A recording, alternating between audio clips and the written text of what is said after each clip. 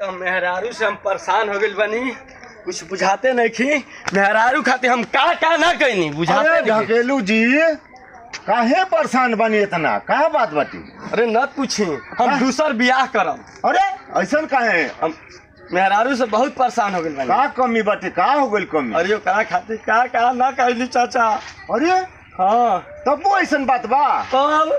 अरे ना ऐसा मत कर, बियाह ना दूसर कल जाला। अरे हम ओकरा खातिर कौन नाम फौज को नौकरी कह के आई पैसा डाले रे बनी चाचा। बात सही बटे, करे के चाहिए तो मेहनत के काम बरुआ बहुत बढ़िया काम करतनी। बियाह दूसर करे कहतन तो ये काम ठीक नहीं थे। अरे एकदम हम परेशान हो गए बनी मेहरारू से। खाए पिए के व्यवस्था, कपड़ा लत्ता के व्यवस्था बढ़िया कैले बनी न, मेहरारू भाग जातली सो ना। एकदम बढ़िया, 3 टाइम भी गोर दबाइला। अरे वाह बहुत बढ़िया। पूजा करेला मेहरारू के। अगर करे के चाहिए लक्ष्मी है सो औरत। नहीं हमारे कहल ना, ना, ना। कि हम बियाह दूसर करबे करब। ऐसा काम मत करी। देखी सुन ली हमार बात, सच्चाई शास्त्र वेद इतिहास जैसे भी खोज ले, शादी एगो हो। एक शादी ब्रह्मचारी, पहली शादी जौन होला उ शादी ब्रह्मचारी औरत होली सर। आ दूसर शादी करब ग्राण मारी, और तीसर शादी करब जान मार देही। दूसर की शादी गान मारी। एकदम ऐसा काम मत करब, भूल के ऐसा काम मत करब।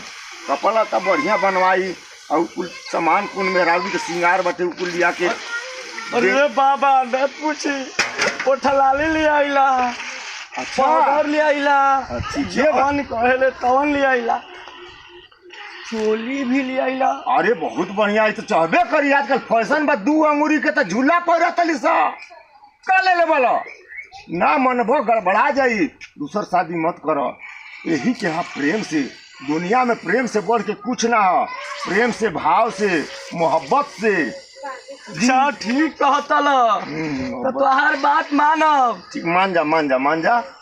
बहुत बढ़िया बात कहते हैं। दूसर शादी के नाम मत लिहब। हाँ मालिक इतना सुंदर जबान देले बनो, ई शरीर देले बनो, और रउआ इतना काहे हार माना तनी। जबले जीवन बा तबले हार ना माने के बा। मर जाई फेंक दिया सज गिद्ध कौआ खाजी, कोनो कीमत नहीं करबा। हार कभी न माने के बा। जबले जियो तबले सियो। हाँ ई बात चाचा। तब का। अरे हम का करी, बहुत परेशान हो गए रहनी हम मेहरारू से।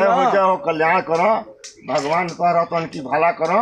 अब तू मान के देखो, कहत रही गोड़ अगर दबाइला, अगरबत्ती दिखाइला, बढ़िया से प्रेम से मिलो। देखो तो ना लक्ष्मी से भंडार भर गई तो कहिया से मेहरारू लक्ष्मी होली सो। हमार वीडियो पर जनता भाई लोग लाइक नहीं है करते। एगो जनता के जनता समझे के चाहिए। ये समझ ले, ये जौन आत्मा राउर बाटे डहकता, ये इतना परेशान बनी कि दूसर बियाह करब। ई भागेला मन कितना दूरे के मोदी भी ना रोक सकेला, केहू ना रोकी।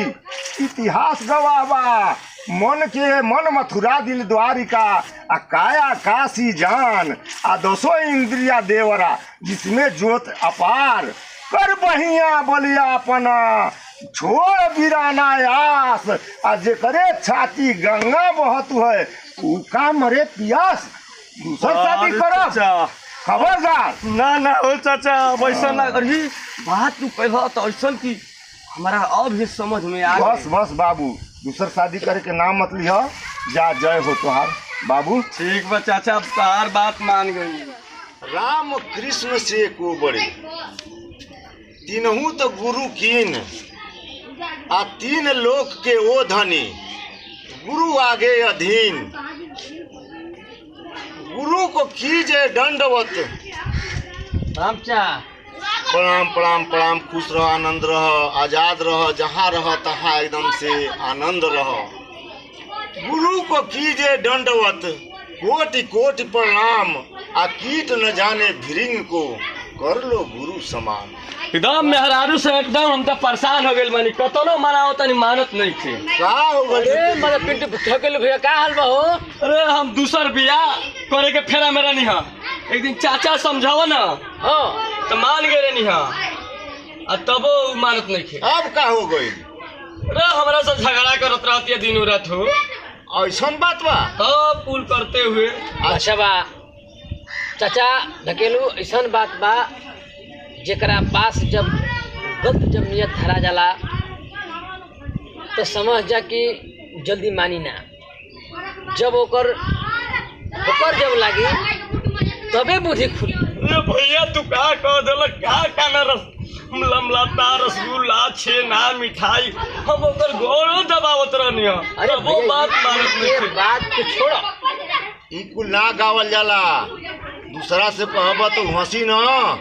कहल जाला कि रहीमन निज मन की व्यथा मन ही राखे गोय आ सुन अठलई है लोग सब बाट न लई है।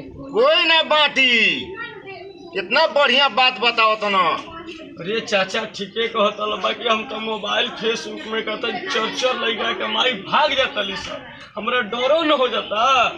रहीमन विपदा हो भली, देख दिनन की फेर आ जब नीको दिन आई है तो बनत न लगी है देर। मोहब्बत करो, उसे प्यार करो, संभल जाई ओकरा जब चेत होई कि नहीं तो कितनो नशा रही तका जब समझ जाए कि हमार पतिदेव परम पिता परमेश्वर हूँ।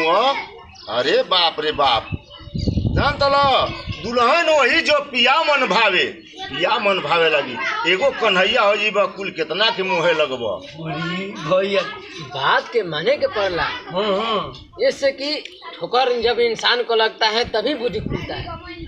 बात सही कहता ना आदमी सुनले बनी कि इंसान के ठोकर लागत रहेला।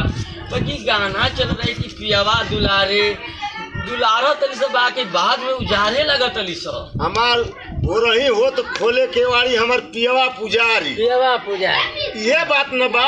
हाँ तो सुनी देखी ई हर नहीं हर हाँ आ ससुरा एक दिन जाए के बा। जाए के बाद रउआ होकी आ चाहे मेहरारू होके चाहे मर्दाना होके चाहे सब केहू भी होके, ई करार करके लोग आइल बा। करता काढ़ गर्भ से मोही आ श्वास श्वास में भजबे तोही। अगर राउर पति बानी उ समझ औरत की नहीं तो राउर घर भर दे, लक्ष्मी भंडार भर दे। तो अब तो पूजा न करे के बच्चा चाचा। बिल्कुल बिल्कुल करी।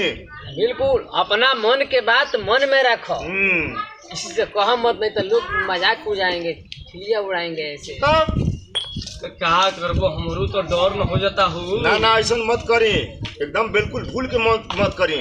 आप देखी बार बार हम ना हम तो रहिला बनारस, अब मान ली काशी नगरी बटे, काशी नगरी छोड़ के अपना कोतन पुरायल बनी, लड़का के शादी बटे और वो गांव के बानी। बताई इतना अत्याचार मेहरारू कर दली स कि एगो से नहीं के पेट भर तो 10 को कर लेता ली स। जमाना खराब बा, खूब ओकर सेवा करी, खूब मानी, खूब खियाई पियाई। अरे लागी ठोकर पेट भर जाई, बुलबुल हो जाई हम।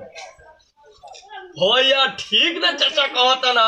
तब अरे ये काम करो, काम थोड़े जीवन में तो काम करो ही के बाजी सब करे के बाद। हाँ कहत अली से मेहरारू आजकल हाँ। भोजपुरिया गाना लोग सुनले हो ब्रहुआ, भरत शर्मा गौले रहना, हटही लुंगरी पहिरब रजऊ, अरे खाइब आधा पेट सैया, घर ही में रह राजा जनी जा विदेश। तो काहे खातिर कहत अली स ओनो कुछ मतलब न बा। एकदम चाचा बात समझ गए नहीं अब तक। तब ये मध्य मेहरारू के जितनी प्रेम करवा रखबा बढ़िया से। हाँ। आओ तो 2 घंटा बैठो से बोलो बतियाओ सट के तो कितना प्रेम बोल। बस बस बस बस भंडार भर दी 2 शादी के नाम मत लियो। पहले तो के कह देनी है ना हाँ कि एकदम गोली चल जाए, गोली आ मान लो बुढ़ौती आ जाए, दूसर की करब तहार आ दूसरा के पसंद कर ले ही तो फांसी लगावे के पड़ी। खाना पड़ रही परेशान हो जाए, दियाद परदार परिवार खानदान। ऐसा काम मत करब, भले मेहरारू मर जाए का तब मत शादी करब। अरे वो पास 2 लड़का बनसा महाराज, का कमी बाटे, कमाता नहीं इतना। खबरदार बियाह मत करब। मेहरारू सुगर पौले बनी, कितना बढ़िया लक्ष्मी में मेहरारू ठीक हो जाई।